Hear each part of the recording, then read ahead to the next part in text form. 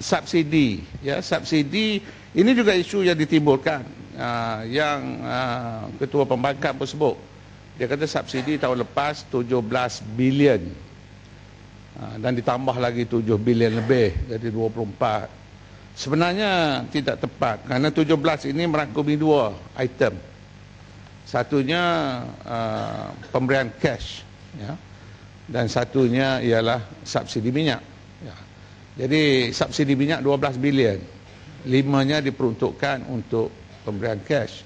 Jadi kalau subsidi minyak 15 atau 12 dicampurnya 7, barulah 19, bahkan 19,5 bilion untuk subsidi minyak atau petroleum tahun ini.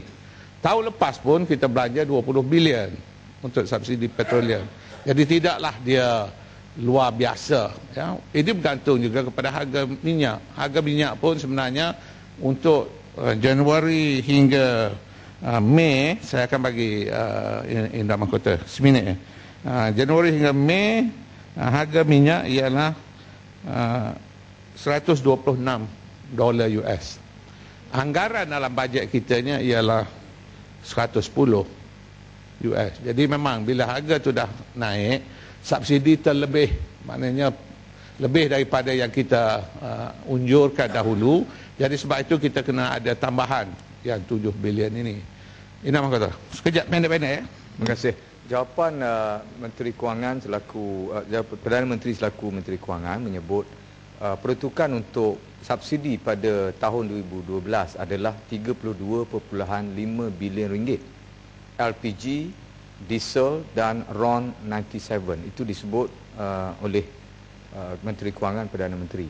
Dan saya nak tahu dalam peruntukan 7 bilion ni yang disatukan antara subsidi dengan pemberian wang tunai, saya nak tahu berapa peruntukan khas untuk wang tunai. Sebab perkara ini telah bertimbul dan jawapan pun kita ada pelbagai-bagai. Ada satu lagi, boleh? Satu lagi.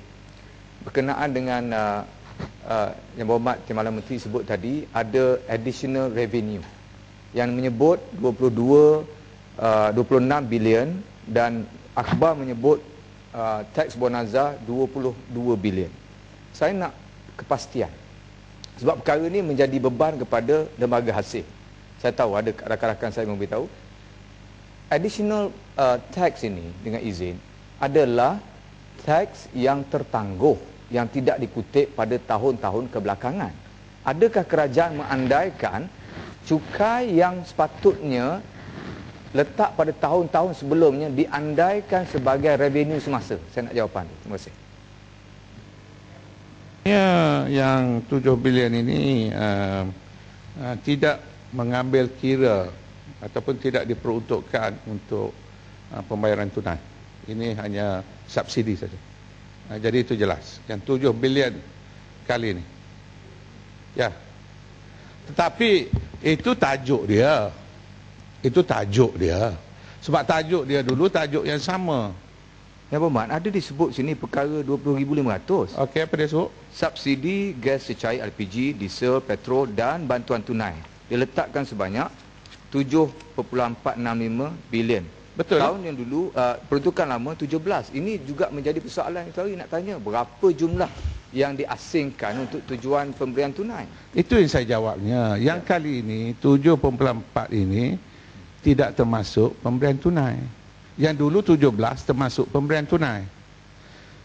Jadi kali ini tidak ada pemberian tunai dalam ni. Tak ada, yang tu 7 untuk. Itu jawapan saya. Ya, ya. Tengoklah nanti jawapan saya betul ke tidak.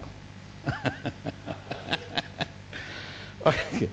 Okey, yang kenaikan hasil ni sebenarnya kerajaan dari semasa ke semasa kita berkumpul bincang, ya, kedudukan hasil, kedudukan perbelanjaan.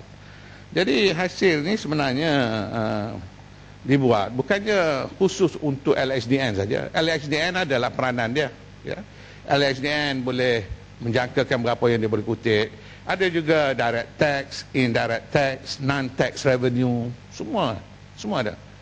Jadi apa yang penting yang hendak saya tekankan, jangkaan peningkatan hasil ini mencukupi untuk belanjawan tambahan, mencukupi. cukuplah banyak kali sangat. Jadi saya tak ada progress ya. Satu lagi yang saya nak sebut, ini bayaran ni, Ketua Pembangkang tadi macam seolah-olah kata bayar kepada kroni lah apa. Saya nak cakap bahawa bayaran ini kepada yang hak ya. Sebabnya umpamanya kalaulah harga petroleum dunia sebanyak itu dan kita paksa mereka jual pada kadar yang subsidized, maka kita kena bagi kat dia lah. Di antara syarikat-syarikat yang dapat menerima bayaran subsidi ini, saya bagi tahu lah, Petronas, Shell, Caltex, ExxonMobil, BHP dan lain-lain. Takkanlah bayar ke kroni kalau Petronas, Caltex. Tidak betul lah tu. Jadi kita bayar kepada syarikat-syarikat yang memang dia berhak. Dan memang macam tu sebab kita nak bagi subsidi. Kalau kita tak bagi subsidi, tak payahlah kita bayarkan dia. Ya? Begitu juga kalau dilihat dari segi tol. Tol ni pun satu isu juga. Mengapa kita bagi peruntukan lebih 400 juta untuk tol ini? Tol ni, kalau kita ingat ada beberapa tol yang kita masukkan. Jangan tak ni, saya campur-campur. Yang kita masukkan. Jadi bila kita masukkan, bukannya pengusaha concessionary itu yang masukkan, kita. Jadi kita kena bayarlah dia. Kerajaan tak nak membebankan rakyat masuk.